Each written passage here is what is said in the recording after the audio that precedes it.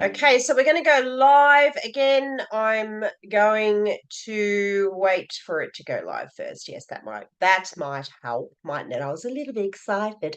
And I know I'm a few minutes late, but I wanted to get on early today to talk about something that I absolutely love talking about. Let's just let's just go to the group, make sure that I'm in live. I'm going in my personal page again, as you can obviously tell. There we go. Basically, because still we just can't figure out how to get live streaming going through the groups anymore. We can do it through business pages, but it's not really what I want to do. So until we can work out what's going on, we're going to be sending, our lives through the personal feed, personal page, and sharing them to our group pages. Okay. So just until we fix this, we let you know that we've fixed it for sure. I thought I had last week. Just make note that the lives at the moment will be coming through my personal page. Okay, so if you come in today, make sure that you let me know you're here. Just say hi and give me a wave. And if you've got any questions, pop them into the chat. That's why we do this live, not as a training video. We try and do them live so then we can actually talk with you in the moment about what's going on and answer any questions. Today's topic is cultivating resilience, a really significant topic that I talk about a lot with my clients. So my coaching clients come in to work with me to live courageously. Okay, so resilience is a big part of that, and learning how to cultivate it is in my opinion essential. But I wanted to talk about the difference, because I'm finding that when people sometimes talk about resilience or think about resilience, they see it in a certain light and don't go as deep as possibly what they need to. And the strategies that I've put in here in particular talks about how to bounce back from challenges. So when we're living courageously, or when we're, really wanting more, to achieve more and have that success in business and in life, we are going to come against many challenges, our own personal challenges, our limiting beliefs, or, our environment, or the people around us, or skill sets, or, whatever it might be. There are going to be plenty of challenges in that moment and ongoing. What we can do, though, is learn strategies, learn ways of um, cultivating a higher level of resilience. So in particular, when I talk about resilience, I'm going to take us over to the document. Okay, so this guide came through on Tuesday in our freebie day. So if you missed this freebie, then you need to reach out. You'd raise your hands in the comments, either here in the chat or in the replay in the comments, and we'll get that out to you. Just a reminder that our weekly freebies only stay up till kind of Friday, if you know what I mean. So it's the Tuesday to the Friday. So if you're wanting the document and you haven't received it, didn't raise your hands, whatever happened, that's kind of the time frame when you need to make sure that you're letting us know that you do still want it. So I talked about this, and I'm running an event tonight, and we'll pop some details in about that. It's the embracing uncertainty, finding strengths in times of change. Resilience is a big part of sort of embracing that unknown, embracing the uncertainty, finding that strength in times of change. Resilience is a big part of it. That's why we're working on this document. And last week we worked on the embracing uncertainty document. So a little bit with uncertainty, it's inherent in life. It's that thing, that we're just, it's going to happen. Well, unless you live in a bubble, or you live, I don't know really. Because, I think anywhere you are in life, whatever you're doing, you're going to be facing challenges. You're going to be facing, things that maybe were unexpected. So this is exactly the same when it comes to uncertainty or things unknown or change. It's the same thing here, guys, that we know that there are going to be challenges. And we know that the difference is going to be in how you respond to those challenges. So how you bounce back.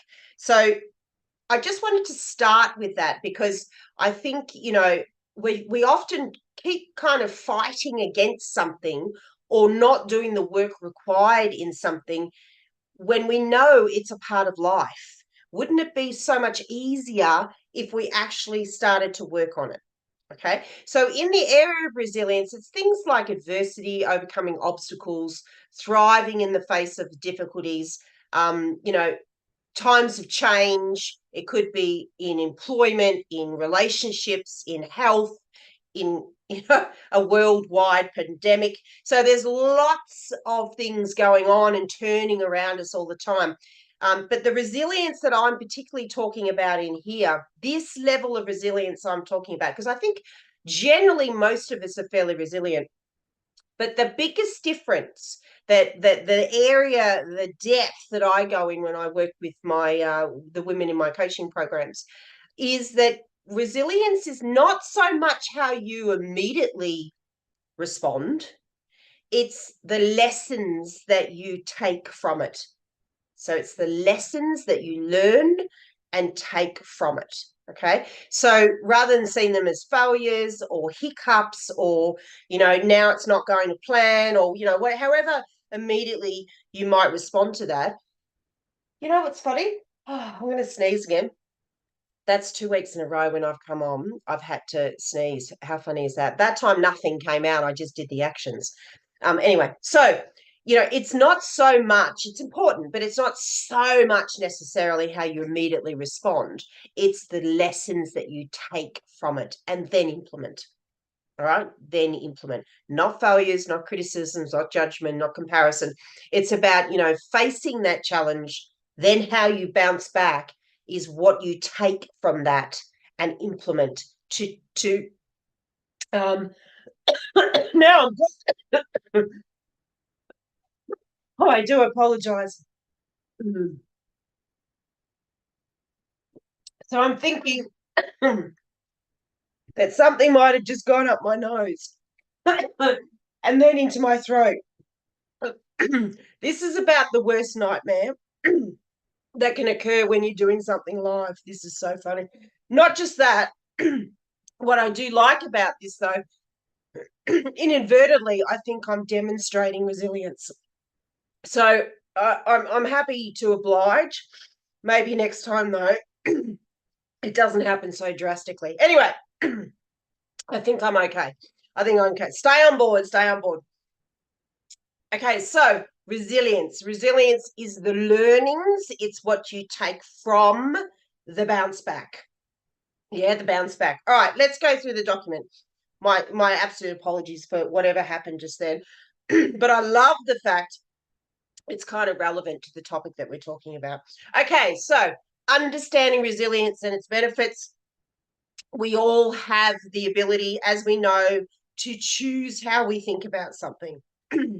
So our mindset of how we approach something, how we then react to something, and then how we learn about something or from something.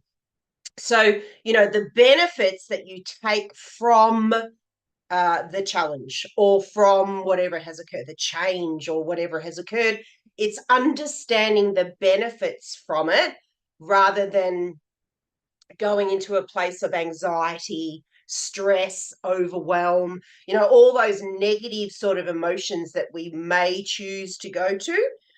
We have a choice to look at the benefits, to pull out the benefit. Optimism is probably something that often a lot of people may refer to. This is a technique that I've learned very early on in life. Like, whatever I'm kind of hit with, whatever challenge comes up for me, I immediately make a decision to find the benefits, to find the learnings from that, and then create the resourcefulness, then create, what needs to happen to move forward and move on. So we want to understand resilience from a place of the benefits. We also want to build a strong support network. So, cultivating something. So it might be resilience, it might be courage, it might be coping strategies. Coping strategies could be anything. But when we're talking about cultivating resilience, we have to look around the people that we have supporting us in being resilient. So if you are hanging around people that, overreact or don't react well, or choose to stay in a place of victim, to, not be resourceful and resilient and bounce back and just move on and find the benefits, then you need to, in my opinion, move into a supportive surrounding network that do all those things. So we know for a fact that the people that we surround ourselves around, the people that we choose to be around, affect how we think, how we act, our habits, our behaviors, the courage that we have, the success that we have. So it's the same with resilience. Try and find people that you can hang around that demonstrate resilience, and not just because of their resourcefulness in the moment, but from the learnings that they then choose to implement moving forward. Okay. So build a strong supportive network. Cultivating a growth mindset. This is always really important. Obviously, the more work that we do in our growth mindset, in our mindset, so the more work that we do in understanding, we have the choice to shift how we think about things, and we learn more, we educate ourselves more, we push ourselves more. We've got that want to do better, all those things. The more that you put yourself in that kind of way of life, obviously the more resilient you'll be. There's no doubt about it. Okay. Because you're learning all these strategies and these tips and learning more about you. You're creating a higher way of living. Your resilience will just lift up with you. Okay. So cultivating a growth mindset. Developing emotional intelligence. This is a really important one. So this is the ability to recognize, understand, and manage our emotions and those of others. Having this emotional intelligence is definitely two-way. So we can externally have emotional awareness or intelligence, but we first of all need to have internal emotional intelligence. Now, how we do that is by creating times of reflection, times of awareness, giving ourselves mindfulness moments where we can actually look within and ask those important questions about ourselves, get to know how we're acting, how we're behaving, what triggers us, all that sort of thing. There's lots of processes and exercises and practices that you can do to enable this to be developed. Think about yourself, your own emotional intelligence, and this includes boundaries. Okay, so boundaries is a big one that falls in here.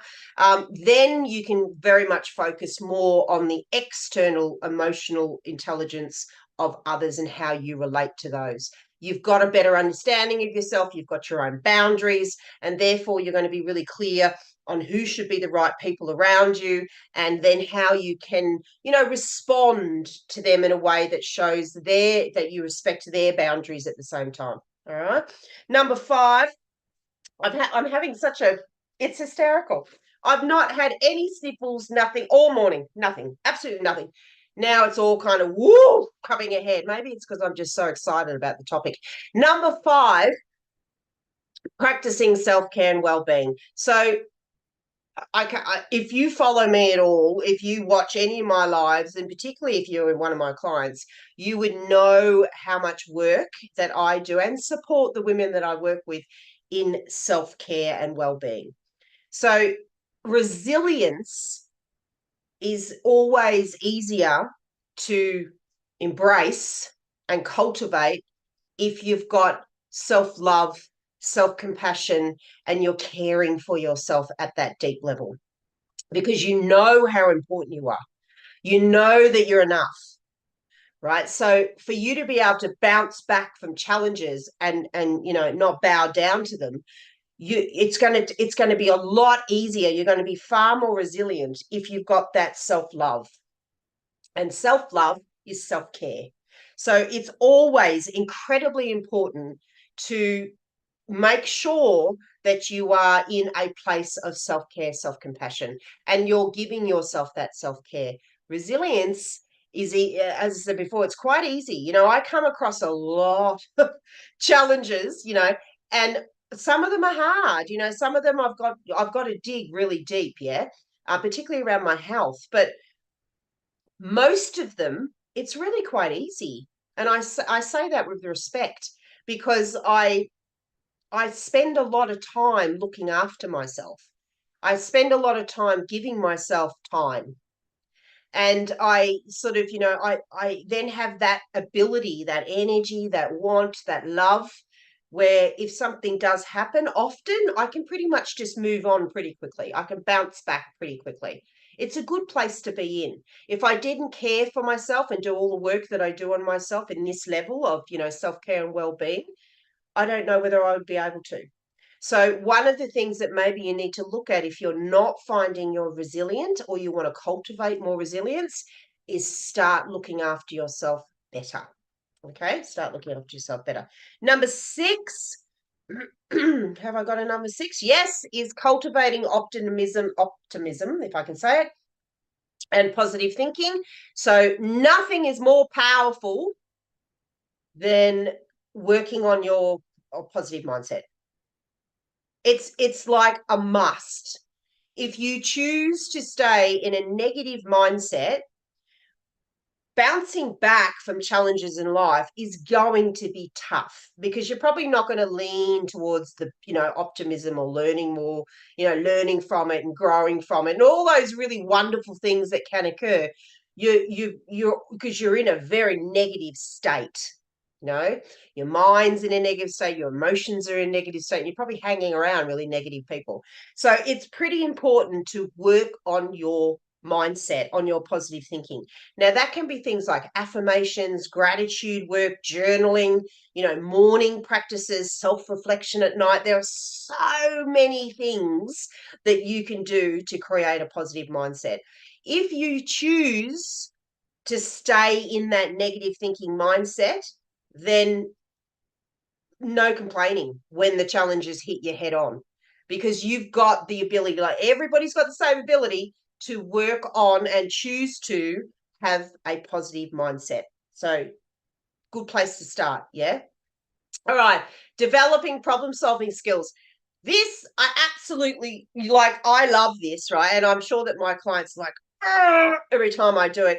We often, you know, we do 2 group calls a week and one-on-one work, and you name it. There's a lot of stuff that goes on in my coaching programs because they're for women that want to live courageously. So of course there is.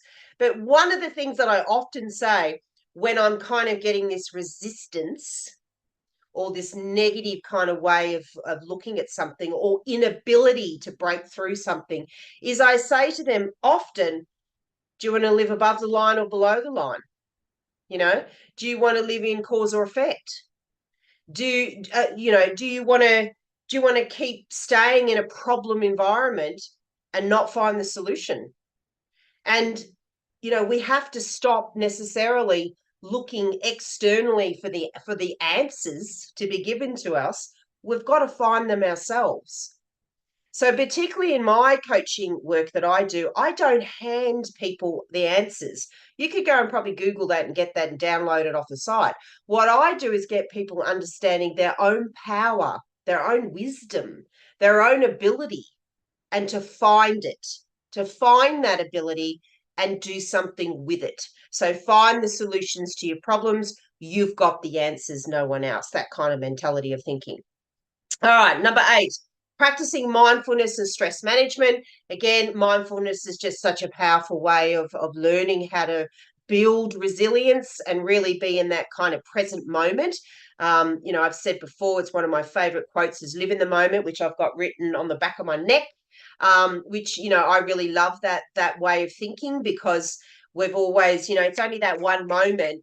We've got the choice to change it 1 second to the next. Yeah.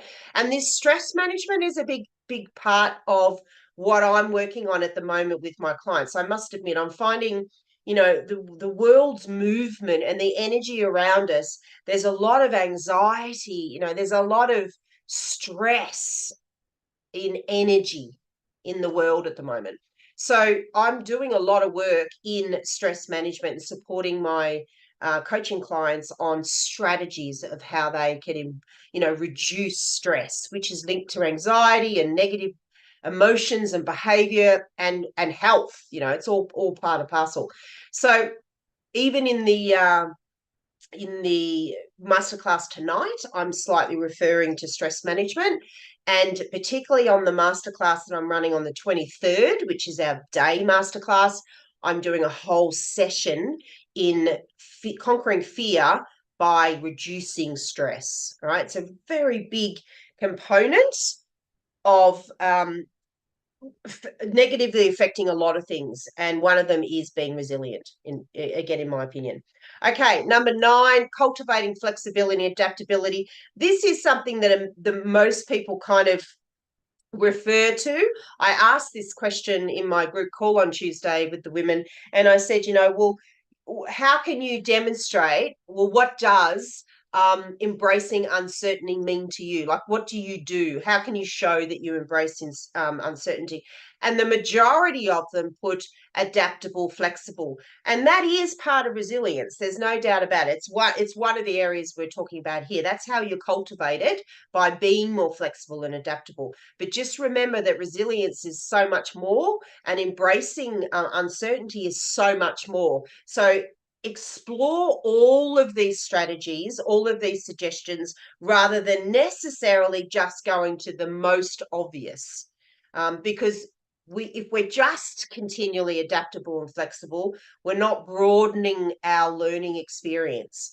And challenges change, things change. Sometimes it's a little challenge you bounce back from, sometimes it can be massive. So we've got to not just be adaptable and flexible. We need to have all these other things that we know about and that we're working on and we're growing and we can grab out of the toolbox when needed. So again, thank you for being here today. I hope that you enjoy this document on resilience, cultivating resilience. Again, if you want a copy, just raise your hands in the comments below and we'll get it out to you. We're also going to pop in the link to the mini masterclass tonight at 6:30 p.m. Australian Eastern Standard Time. Now, that masterclass is just a 60-minute masterclass focused on the area of embracing uncertainty. Resilience is one of those areas that we're going to talk about, but we're going to dive deep into 2 or 3 of the other strategies and the other things that we want to think about. And I'm going to be running some beautiful processes and exercises as well. Thanks, Bear, for dropping that in. I'll see you real soon. Bye for now.